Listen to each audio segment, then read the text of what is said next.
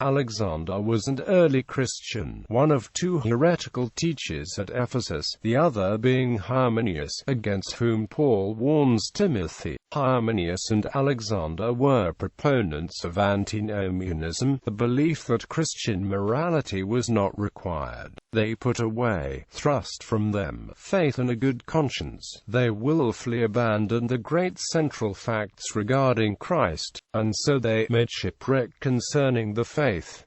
Hymenaeus is associated with the false teacher Philetus.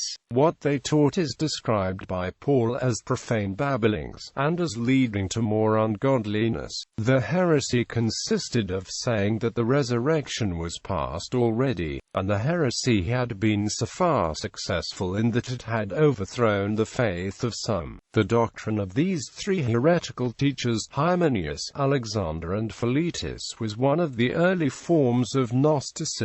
It held that matter was originally and essentially evil, that for this reason the body was not an essential part of human nature, and that the only resurrection was that of each man as he awoke from the death of sin's penalty, that thus in the case of everyone who was set free from the consequences of wrongdoing, the resurrection was past already, and that the body did not participate in the blessedness of the future life, but that salvation consisted in the soul's complete deliverance from all contact with the material world and a material body. So pernicious were these teachings of incipient Gnosticism in the Christian church that, according to Paul, they quickly spread like gangrene. The denial of the future resurrection of the body involved also the denial of the bodily resurrection of Christ, and even the fact of the incarnation. The way in which Paul dealt with those who taught such deadly error was by resorting to the same extreme measures as he had employed in the case of the immoral person at Corinth. He delivered Hymenaeus and Alexander to Satan, that they might learn not to blaspheme.